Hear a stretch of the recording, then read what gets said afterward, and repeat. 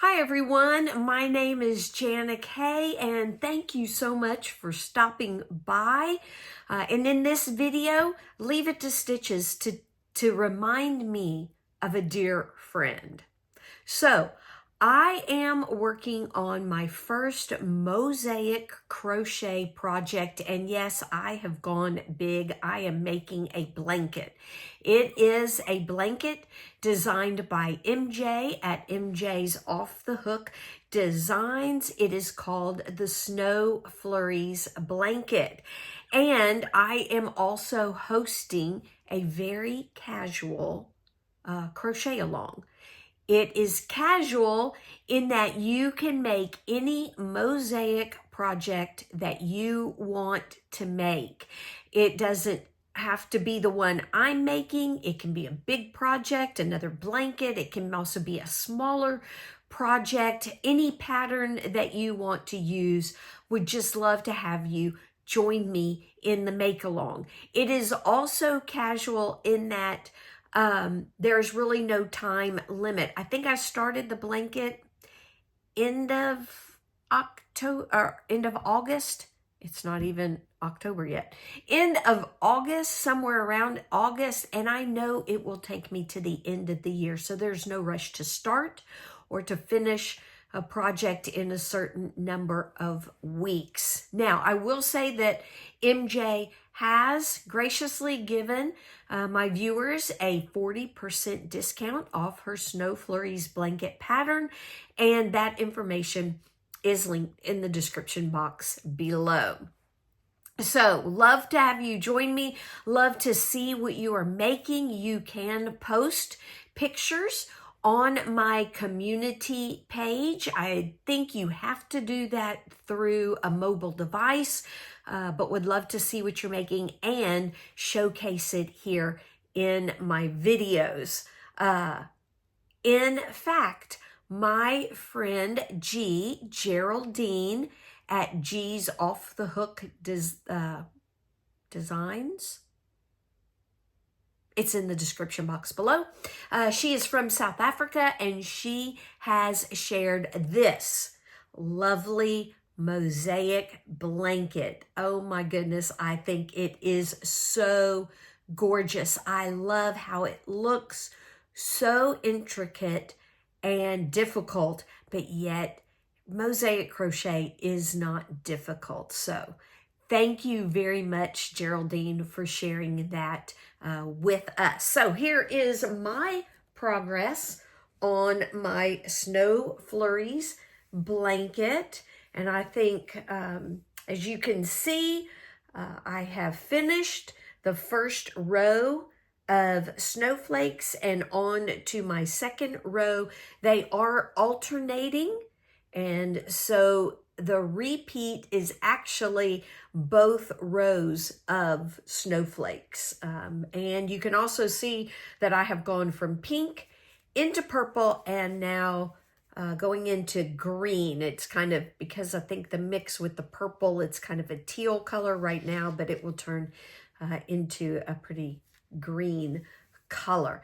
So the purple did not last as long. That color change was not as long as I was expecting. I guess if I had looked at the cake a little bit better, I would have noticed that the purple, there was not a lot of purple, but I think in this green tealy color, I think that this will, there seems to be quite a lot, and I think it will last at least as long as, or as many rows as the pink did. But yes, it is coming along nicely, and I love the way it is looking. It's so much fun to see those color changes. So yeah, when I started out on this last row of the motif color, it started with purple and then went straight into that green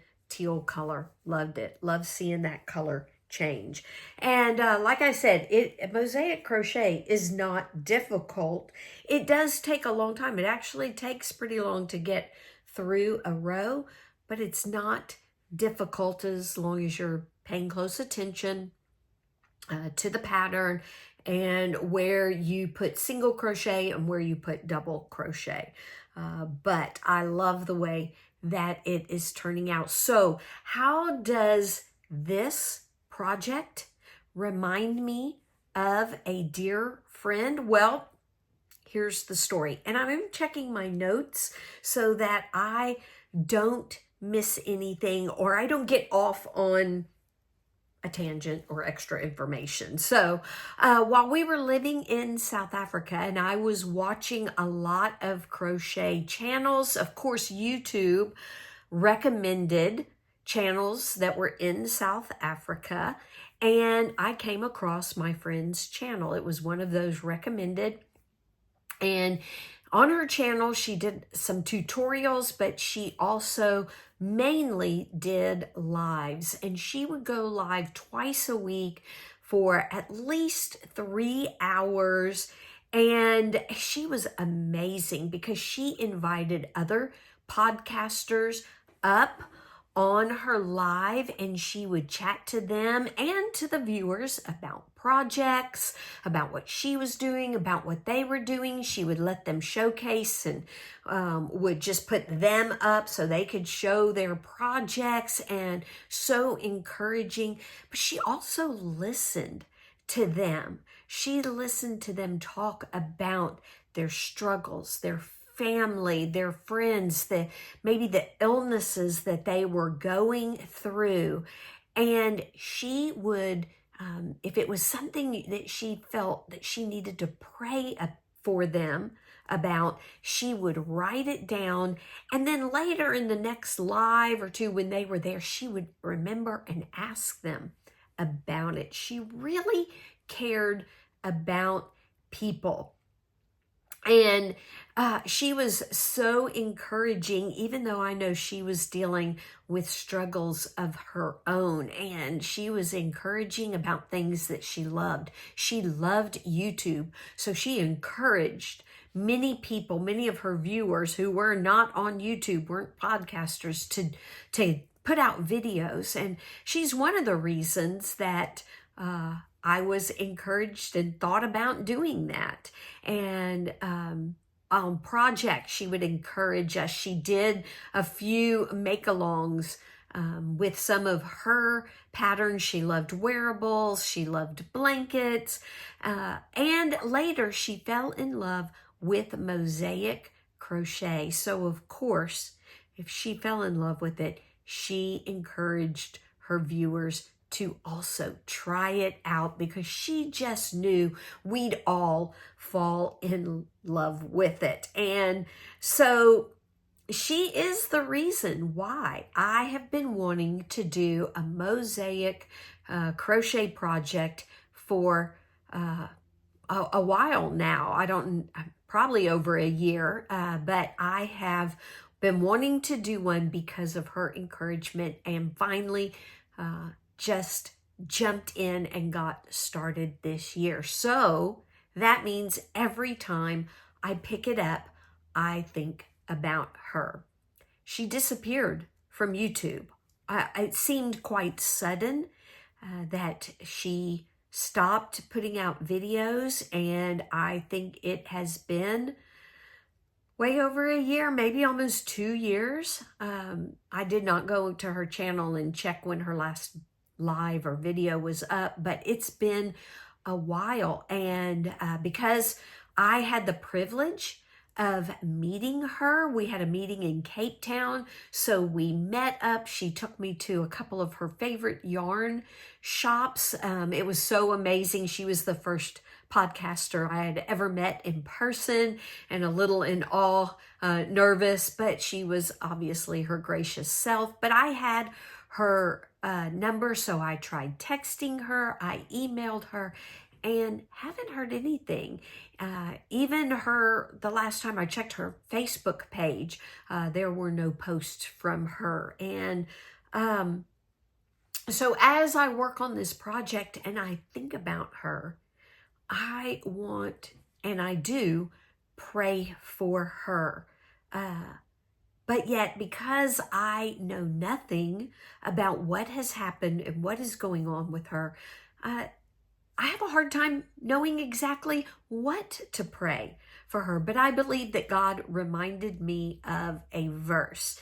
It may, if you are in church, have been in church, it may be a familiar verse, because I know a lot of services end with this blessing. My pastor that was at a church that we planted in South Africa, he always ended with a blessing. Not always the same one, but he did use this passage a few times as he closed out the service with a blessing. And this is from Numbers. It's chapter 6, verses 22 to 24, and this is what it said. The Lord bless you and keep you. The Lord make his face to shine upon you and be gracious to you. The Lord lift his countenance upon you and give you peace. So I pray that God will bless my friend, that he would keep her, not just protect her in the circumstances and situations that she finds herself in, or protect her from dangers of living in South Africa, that kind of thing, but also that he keep her faith, her eyes on him, keep her running after him, and that he would look on her with pleasure and give her perfect, complete peace, which is his peace. So if you struggle like me to pray for someone, maybe this passage will also help you know what to pray for that person. So thanks for listening to my story. Please consider joining me in the Mosaic Crochet Along, the very casual Mosaic Crochet Along that I am hosting. Would love to know if you have projects, have had or have right now projects that bring to mind that special person. Let me know in the comments below. Would love to read about it. Thanks again for joining me as I leave it to stitches. I hope you have a wonderful day of creating. Bye.